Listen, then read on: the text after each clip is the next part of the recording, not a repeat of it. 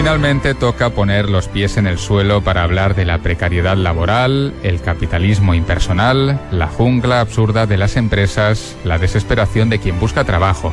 La pregunta que nos hacemos es si es lícito hacer comedia de todo esto. Pronto tendremos la respuesta. Pero decía, señorita, que en este mundo unos nacen con una corona de laurel y otros con un manojo de perejil. Capo, ¿es eso? Rara tempo un felicitae. Uve sentire quae bellis et quae sentias dicere dice. Ya vale, Gelmírez. Porque yo el perejil lo pruebo, mi madre me lo tiene prohibido. Que la escalera aún no está completa, que le faltan peldaños por aquí y por allá, y hasta tramos enteros. El piso 14 al 15, por ejemplo. Y el mío es el 19. A ver. O sea que usted... Y aún no han colocado la barandilla. O sea que usted...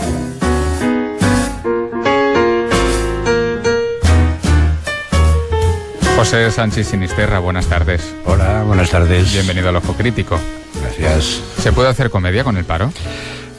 Esa es la pregunta que me hacía yo, sobre todo al empezar los ensayos de la obra, Vagas Noticias de Clam. Y yo creo que sí, yo creo que se puede hacer comedia en la medida que la risa es también un activador del sentido crítico, de la inteligencia, de la mirada oblicua. Aparte de que, claro, la obra no es solo comedia. Bueno, podemos decir incluso, más allá de se puede hacer comedia, se debe hacer comedia.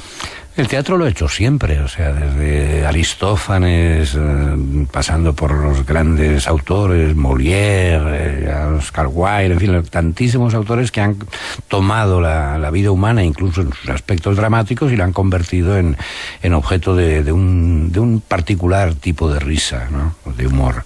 Bueno, pues hasta el domingo se puede ver en la Sala Beckett la última obra estrenada de José Sánchez Sinisterra. Se titula Vagas Noticias de Clam, está incluida en el programa del Festival Grec y sirve de preámbulo para la celebración de los 20 años de la Sala Beckett que fundasteis Luis Miguel Climent y tú, y lo haces pues poniendo en escena una entrevista de trabajo. Precisamente no empezó así la Sala Beckett.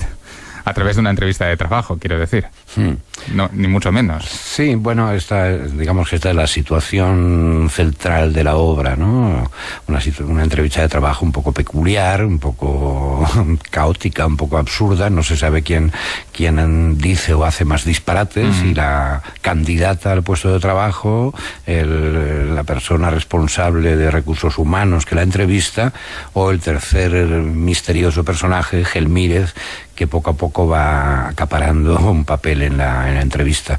Sí, quizá el secretario es el más inteligente porque sabe que lo absurdo es lo que prevalece finalmente, mientras que el entrevistador pues está orgulloso de ser una pieza de un engranaje que ni siquiera comprende, y la entrevistada pues acude allí a la desesperada enfrentándose a un monstruo. En cambio, pues el secretario entiende desde el primer momento prácticamente que todo lo que pasa allí es absurdo y que ese es el sentido de todo. Sí, de alguna manera es eso, esa ilogicidad, ese carácter ilógico, ¿no? de la carencia de empleo, de las entrevistas, de las pruebas, ¿no? De esa especie de a veces humillación a la que se somete a la gente que necesita trabajo. Pues efectivamente estamos en pleno mundo del absurdo, ¿no? La escenografía, para los que no puedan ver la obra, está presidida por dos enormes letras K que se adivinan porque están reflejadas en el suelo y en el techo. Y con esas Ks, pues seguramente se demuestra que Clam, que es el presidente de esta empresa, pues está de alguna manera observando todo lo que ocurre, o que su influencia llega hasta ese ínfimo cubículo, ese insignificante suburbio de la gran compañía transnacional que es metafóricamente la madre de todas las compañías, es decir, Oligopolium SMQA, sociedad más que anónima, como dice el entrevistador, el señor Valverde. Y esa K no deja de ser la K, una suerte de inversión de la K del señor K de Kafka. Es decir, el señor K de Kafka se enfrenta pues al absurdo de la burocracia, y aquí el absurdo está ya implantado en la burocracia. Sí, diríamos que es su razón de ser, valga la paradoja, ¿no? Pero la K que aparece en la escenografía magnífica, por otra parte, de Kim Roy, alude más bien al señor Clam. Y ese señor Clam sí que es un misterioso personaje del castillo de Kafka, ¿no? Es uno de los señores, diríamos, siempre invisible, siempre inalcanzable, pero que es el que tiene la potestad de dar o no dar el trabajo al pobre agrimensor K. Y este señor Clam, este presidente de Oligopolium SMQA, es también el que ha decidido que, por ejemplo, cuando alguien lea frases de Shakespeare, salte la alarma. Bueno, particularmente las que se le ocurre citar a el tal Gelmírez, que son realmente bastante subversivas. Conste que eso es literalmente Timón de Atenas de Shakespeare. Es quizá lo más cuerdo que oímos en toda la obra, ¿no? Sí, además por esas paradojas del azar, porque yo iba buscando un fragmento un poco en varias obras de Shakespeare, me apareció esa, el Timón de Atenas, en que alude, ¿no?, a una especie de rebeldía, de revuelta, incluso de revolución de los que están, digamos, empeñados, embargados por el poder de otros, ¿no? Y dice que los señores son ladrones que roban con guante blanco al amparo de la ley. O sea, una cantidad de cosas que tienen tanto que ver con el mundo en que vivimos, con este capitalismo que se inventa siempre formas para sobrevivir. Y entre otras formas, desvirtuar la realidad o deformarla. Por ejemplo, el señor Valverde dice que le duele contratar porque siente que al hacerlo está amputando ese infinito de posibilidades que se abre ante uno al hacer la cola del paro. Sí, y en realidad es al contrario, claro. Reconozco que esa fue una de las escenas que más me costó escribir, porque la cantidad de cinismo que el personaje es capaz de expresar, diciendo que le duele contratar a esos jóvenes tan resueltos. Qué cruz, pero dice, qué cruz. Sí, pero que hay que contratar porque si no, ¿a quién íbamos a despedir, ¿no? Y los despidos es lo que más alegra a los accionistas, ¿no? Como se demuestra con cifras estadísticas. ¿Y a dónde hemos llegado para que las empresas contraten solo para poder despedir y de esa manera subir en bolsa? Bueno, a esa especie de emanación del poder económico que se sustrae a los poderes políticos, se sustrae a la representación democrática, a las organizaciones civiles, y que parece existir en una especie de limbo jurídico, con las manos libres para hacer y deshacer a su antojo, ¿no? Esto ya se veía venir desde hace varias décadas, pero claro, en la última década ha adquirido ya un carácter demencial, ¿no? Hasta que ha venido naturalmente el crack. ¿Sabes lo que es lo mejor de todo? Que a la sesión a la que fui yo a ver la obra estaba prácticamente lleno, lo cual quiere decir que ese discurso todavía interesa. El de señalar, el de meter el dedo en la llaga, el de decir esto de verdad es lo que está pasando y no lo que os están diciendo. Y eso tiene mucho mérito. Pues te confieso que en cierto modo me sorprende esa afluencia de público, y sobre todo público joven, ¿no? Sí.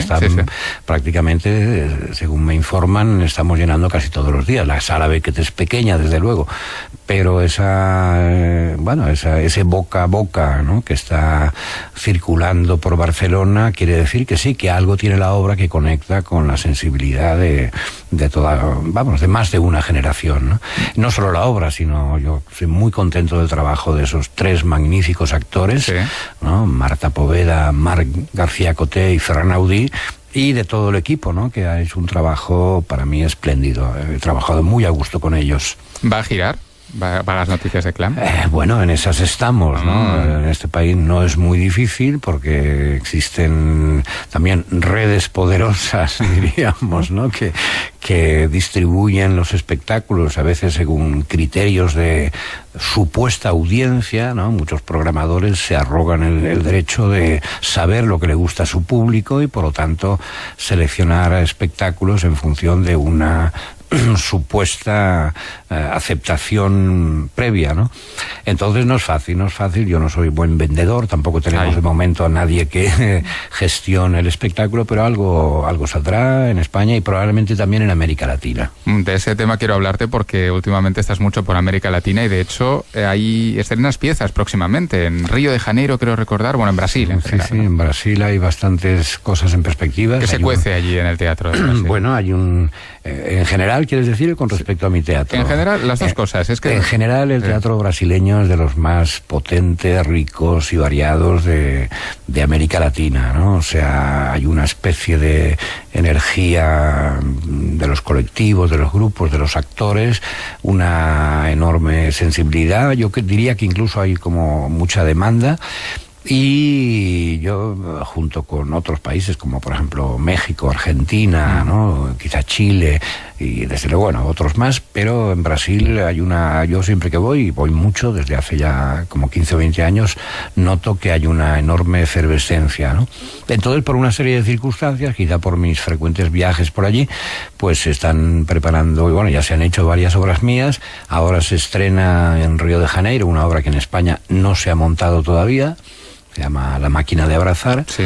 En febrero aproximadamente voy a dirigir yo otra obra mía, Flechas del Ángel del Olvido, y también creo que en ese primer trimestre del 2010 se estrena otra obra también inédita en España, Deja el amor de lado. O sea que de pronto me voy a encontrar pues convertido en un autor brasileño. Efectivamente, más de allí que de aquí.